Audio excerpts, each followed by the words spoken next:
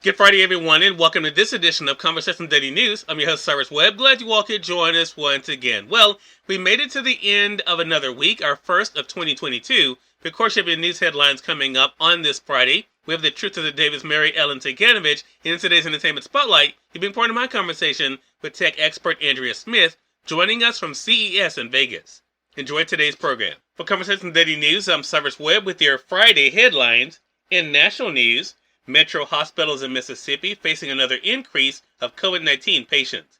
The Mississippi State Department of Health reports more than 7,000 new COVID-19 cases. As the Omicron variant rapidly spreads across the Magnolia State, Mississippi state health officials reported 7,079 new COVID-19 cases and 8 additional deaths on Thursday. Hospitals in the Metro have seen a flood of patients over the past 2 weeks, including at the University of Mississippi Medical Center.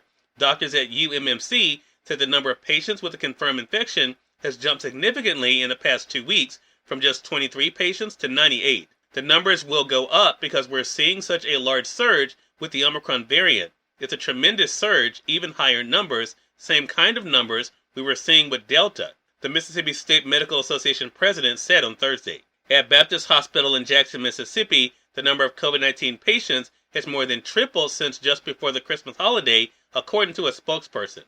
Doctors said most intensive care unit patients are unvaccinated or have an impaired immune system and can't get that protection from the vaccine. In more national news, Biden decries Trump backers' dagger at throat of democracy. President Joe Biden accused Donald Trump and his supporters of holding a dagger at the throat of democracy in a forceful speech on Thursday, marking the anniversary of the deadly attack on the U.S. Capitol. He warned that though it didn't succeed, the insurrection remained a serious threat to America's system of government. Biden's criticism was blistering of the defeated president, whom he blamed for the assault that has fundamentally changed Congress and the nation and raised global concerns about the future of American democracy. For the first time in our history, a president not just lost an election, he tried to prevent the peaceful transfer of power as a violent mob breached the Capitol, Biden said. You can't love your country only when you win.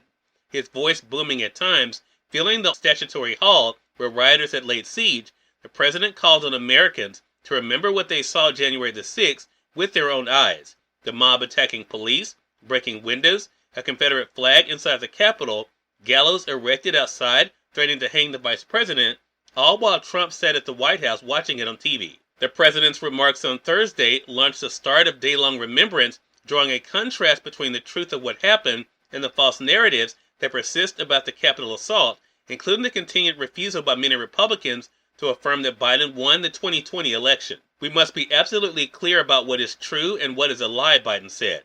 The former president of the United States of America has spread a web of lies about the 2020 election. Biden said, "We are in a battle for the soul of America." Democrats investigating the insurrection plan to spend the coming months telling the American people exactly what happened last January 6th with a series of public hearings. Biden and his administration have come under criticism from some in his party for not forcibly explaining to Americans the ways democracy is at risk, or pushing Congress hard enough to pass election and voting rights legislation that is stalled by a filibuster in the Senate. In more national news, schools sticking with in-person learning scramble for subs. Principals, superintendents, and counselors are filling in as substitutes in classrooms as a surge in coronavirus infections further strains schools that already have been struggling with staffing shortages. In Cincinnati, dozens of employees from the central office were dispatched this week to schools that were at risk of having to close because of low staffing. The superintendent of Boston schools tweeted this week she was filling in for a 5th grade teacher.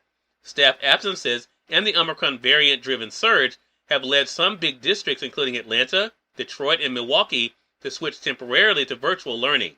Where schools are holding the line on in-person learning, getting through the day has required an all-hands-on-deck approach. In international news, North Korea claims second successful test of hypersonic missile.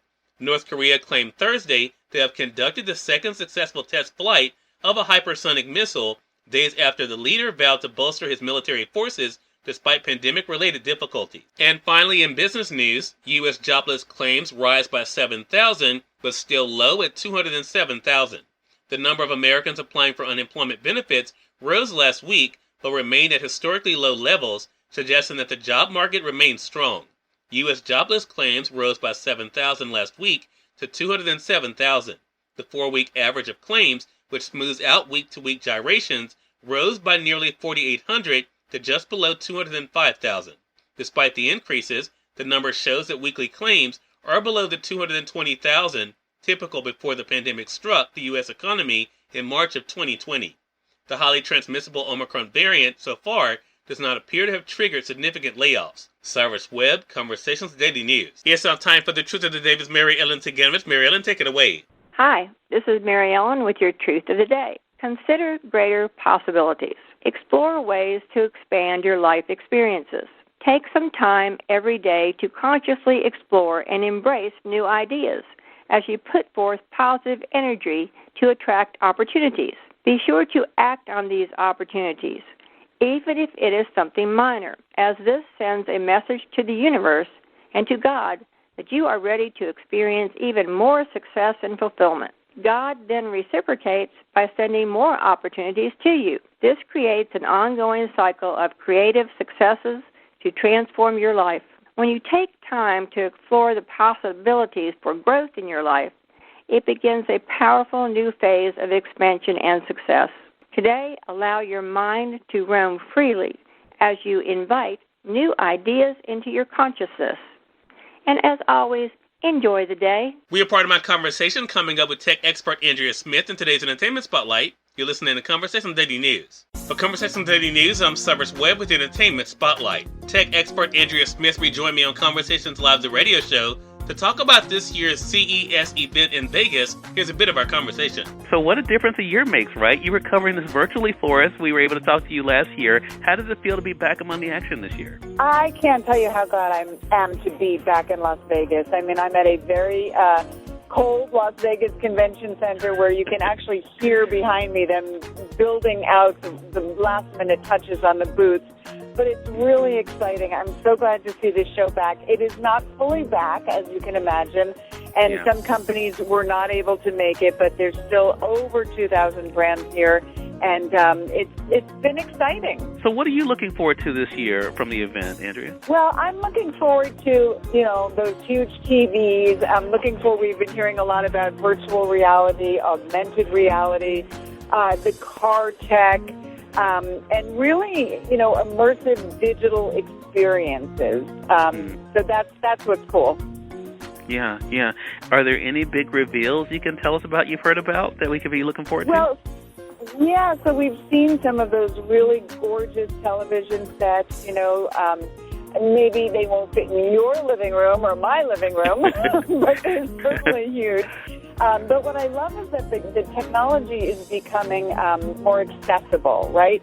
So those huge TVs we saw 5 years ago are now a little bit more affordable for consumer levels. And Samsung is doing the same thing. They're taking their flagship devices, like the flagship Galaxy S21, and they've launched the Samsung Galaxy S21 FE 5G, FE standing for Fan Edition.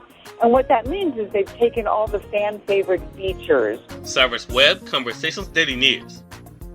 We thank you all for tuning in to this edition of Conversations Daily News. We'll be back to you guys on Mondays, more news, Truth of the Day with Mary Ellen Ciganovich, and of course your Entertainment Spotlight. Until then, I'm your host, Cyrus Webb, saying as always, enjoy your day, enjoy your life, enjoy your world.